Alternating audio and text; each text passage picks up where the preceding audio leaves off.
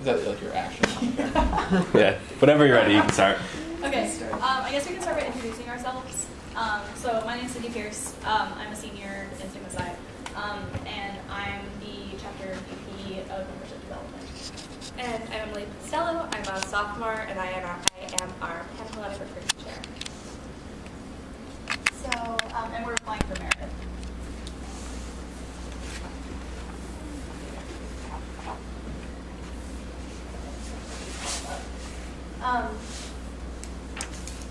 So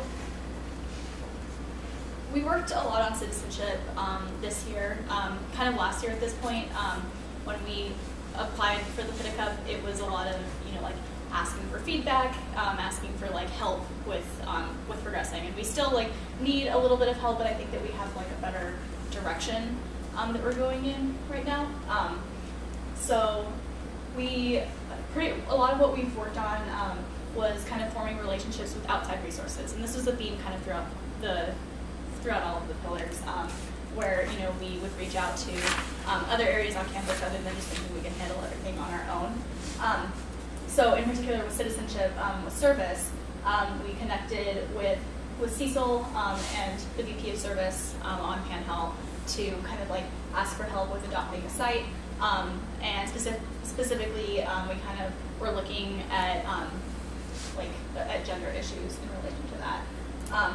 We've also had a lot of focus on kind of learning about other different cultures, diversity experiences, different identities. So we've talked to the Office of Multicultural Affairs, the LGBT Center, and the Women's Center for kind of like feedback on how exactly we can help progress this. So a lot of, for instance, like we have a lot of issues sometimes with retaining international students who join our chapter. So our new member educator has met with the Office of Multicultural Affairs to kind of talk about okay, how do we retain international students? How do we explain really what Greek life is to them? Because that seems to be where a lot of the barrier is. And then we've since this year taken that conversation and applied it to talking during our recruitment trainings, so that people are kind of aware of how to be sensitive to somebody with a different background than you. And it wasn't just international students, people of different sexual orientation, people who are minorities. We also have issues retaining, minorities in our chapter, just because it's, again, kind of a cultural barrier that people don't necessarily know how to deal with. You want to go on? Yeah, and then we did work a lot to re-examine our master crew, to really incorporate our philanthropy so that people weren't just coming to be like, yes, hey, fun, male beauty pageant, but really understand that what the CRCC does for the community, for Cleveland, and how that's very important to us and to our values. And we brought in a CRCC representative to talk to the chapter about it. She was supposed to come to the event, got stuck in snow. So it's again an area we're working on to improve, to make our philanthropy more about the CRCC and less about the event itself. Yeah, and in addition to our philanthropy, we now have, in order to get credit for your service hours, you have to do a service reflection. So it's not just people submitting their hours, but they actually have to talk about, okay, did I think that I was actually helpful at this site? Maybe I wasn't, and that's okay. But now we can use that information to kind of reflect on where do we want the chapter to volunteer at in the future. If people don't necessarily think this one site is the best in terms of making the greatest impact, maybe we want to choose something else.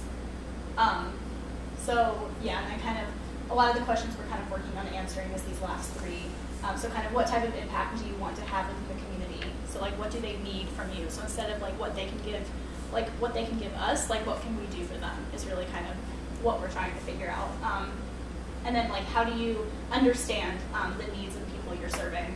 So how do you know if you're actually making an impact? How do you measure that? Is it just based on the service you're doing, or what about the conversations you're having with some of the people who work for the nonprofit you're volunteering at, or whatever. And then we also wanted to invite Alex Leslie from the CRCC so that we can kind of help better understand what we can do for them. Because the issue that we have with the CRCC a lot is that in order to give your time, you have to give a lot of time, in order to be somebody who is qualified to talk with people on a hotline. And like the only other really real way to like help them is giving them like money, which is why there are philanthropy. But we have a couple of sisters this year who are now training to do that. So that's something we're moving forward with as well.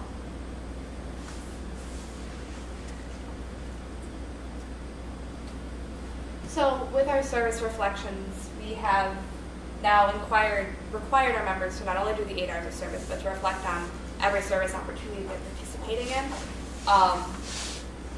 And we're really encouraging them to find individual opportunities that fit their passions and fit the kind of service they want to be giving.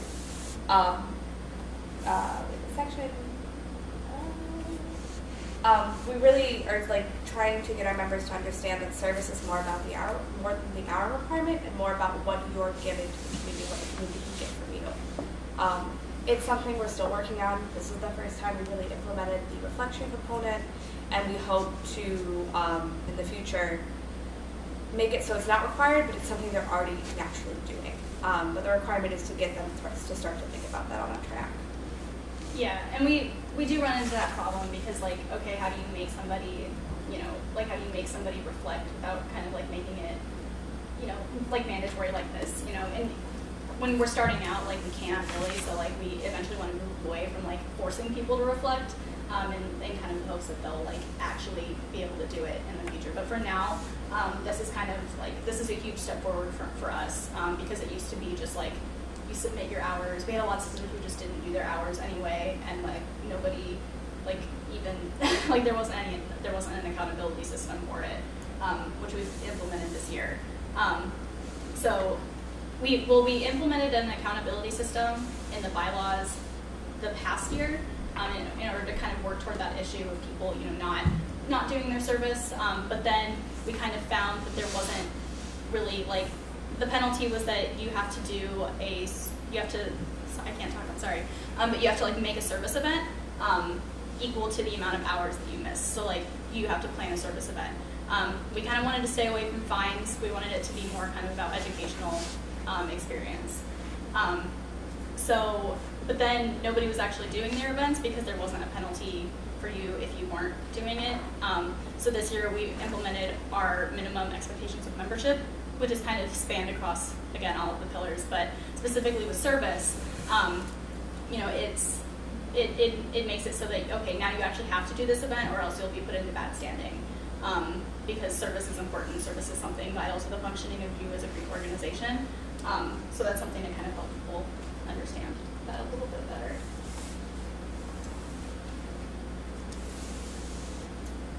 Okay. So we've also worked a lot on like collaborating with other Greek organizations. So we're kind of continuing, we started this trend of having service mixers rather than just like, we still have like normal fund mixers, but we usually try to have at least 1 or 2 service mixers a semester. So like last semester we had one with PICAP, I believe. And yeah, you can kind of see up there like what exactly we did. But yeah, and it was again very much focusing on like the reflection and community aspect of it rather than kind of the individual aspect. Like, what am I doing? Why am I doing this for myself? Like, it's not, we kind of wanted to push more like working with other people. Do you want to talk about Respect Week? Yeah, we did Respect Week with Sigma Nu to promote self-respect on campus, and we had them write letters to themselves, and we delivered it during finals. It was a fairly successful event. We had a lot of people participating, which was really exciting. We were also, we fostered the relationship with Sigma Nu, and we also were demonstrating our social responsibility on campus. Respect is important, and the fact that we picked Respect Yourself, I think, really ties in with our philanthropy and how it's all about, giving, making sure you're taking care of yourself, and like how that works.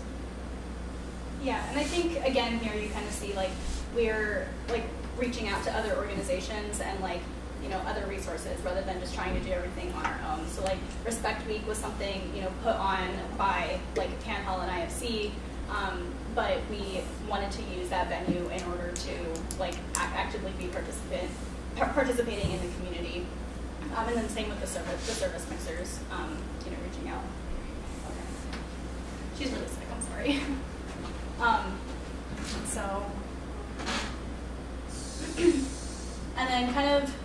some things we've done that aren't necessarily related to service, but to like other aspects of the citizenship pillar. So you can kind of see if their culture of care, positive relationships, social justice, cultural competency.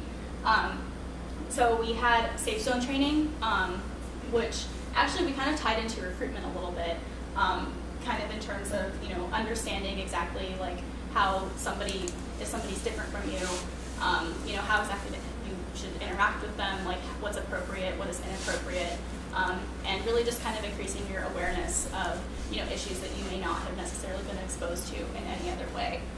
And again, we collaborate with the LGBT Center to do that, because they're the ones that do the safe zone training. And then we also had a mental health discussion. We had a retreat at the middle of the semester that kind of followed up our big retreat at the beginning of the semester in order to meet a lot of our chapter goals. And so one of our chapter goals was to have like a serious conversation about, you know, mental health and mental health awareness. So we brought in somebody from University Counseling Services to talk about, you know, common mental health illnesses on college campus, and kind of how to recognize that in other people as well as in yourself. And again, you know, letting us know like what resources are available, how you can kind of move forward with that discussion. And then also we had our conflict resolution workshop, which Damie actually led during our retreat at the beginning of the semester, which really helped, you know, kind of like understanding each other, understanding ourselves, and how that works. And people still kind of like to talk about, you know, oh, my conflict resolution style is a dove, or mine is an ostrich. So like I like bury my head in the sand, or like I'm a gorilla, so I'm really I'm really like, you know, out there and like yeah. It was an impactful workshop. Yeah. It was. People really liked it. People like pretty much what it did was it gave us all like that language that we could use to talk about kind of how we were feeling, which was really important for our chapter, because, you know, everybody kind of has these problems but doesn't necessarily know like how to facilitate the discussion about it. So, and then with our philanthropy, Emily kind of talked about this a little bit, and this is kind of more like a little bit more moving forward into what we want to do with our philanthropy this year, and some steps we've taken for that. So we did work to incorporate our philanthropy more into, you know, our event. You know, instead of just having, like, we had a speaker at Mr. Crew who was there, and like they were a judge.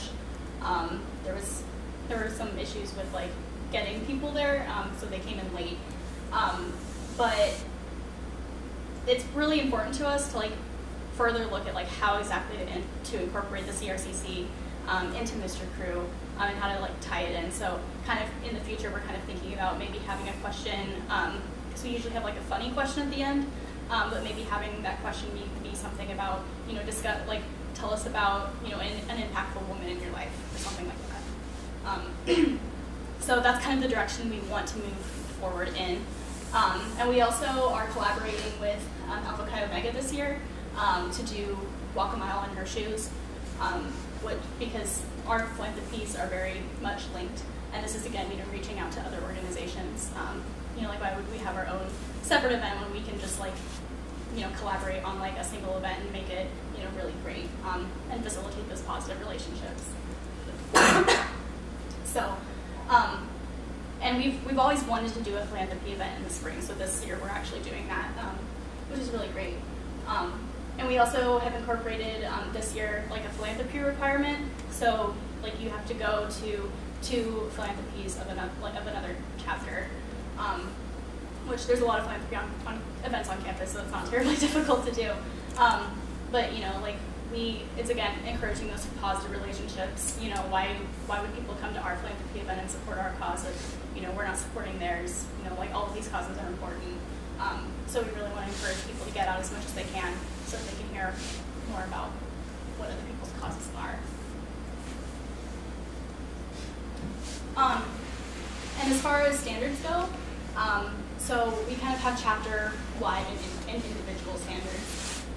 So I kind of mentioned a little bit briefly earlier about the minimum expectations of membership. So yeah, like we had all of these like requirements that are listed in the bylaws, but then like nothing happened to you if you didn't meet the requirements, which is always a little bit weird. So we created these minimum expectations so that now you go into bad standing if you don't do something. And the thing about bad standing is for most of the requirements, like you can actually get out of bad standing by just doing a corrective action. So it's not punishing somebody forever. It's like we're looking at it more as a learning experience. So like with the service event example that I gave, like you go into bad standing if you don't make your service event, but all you have to do to get out of bad standing is to make a service event. So, you know, it's not there to like hold people back or anything, but it is there to like be like, if you don't do this thing, like this is vital to the functioning of our chapter, like you need to be doing this. So yeah, I kind of talked about the corrective actions, and it pretty much just kind of clarified, like, you know, it set a base for like, okay, like what is expected of you as a minimum member. Most of our members go beyond the minimum expectations.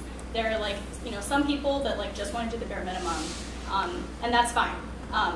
But the problem we were having is that people wouldn't even be doing the bare minimum, but then they're still as much, you know, part of the chapter as somebody who's going above and beyond. And that wasn't really fair in terms of, you know, recognizing people who are actively doing things for the chapter versus people who aren't necessarily. So this is there to like make sure that people are at least doing these things in order to make sure the chapter is, you know, still running smoothly. And then as far as standards board goes, our standards board is set up. We have 2 sophomores, 2 juniors, and 2 seniors, and then it's run by the VP of Administration. So the thing that I like about this is that there's no executive board members on standards board, because that can kind of taint how people see certain things, and it allows for kind of a leadership position for somebody who isn't necessarily on exec. And our standards board does a lot. People kind of see it as something negative, which we've worked on. We had a mock standards board trial in chapter in the spring, so that people could kind of understand a little bit more what actually happens, and they kind of learned like, oh, standards board isn't out to get us. Like standards board is kind of about like being fair, like making sure that people are upholding their ends of expectations, and then acting accordingly if they don't. So, but standards board does positive things, like it does Sister of the Month nominations, and then you get like a special prize and stuff. So like that's our kind of our more official recognition things that we have that they do. So and the sanctions that they do in those negative cases are never like, you know, they're there again to be something educational. So like, okay, how can we learn from this? Like this isn't about punishing, like this is about, you know, helping you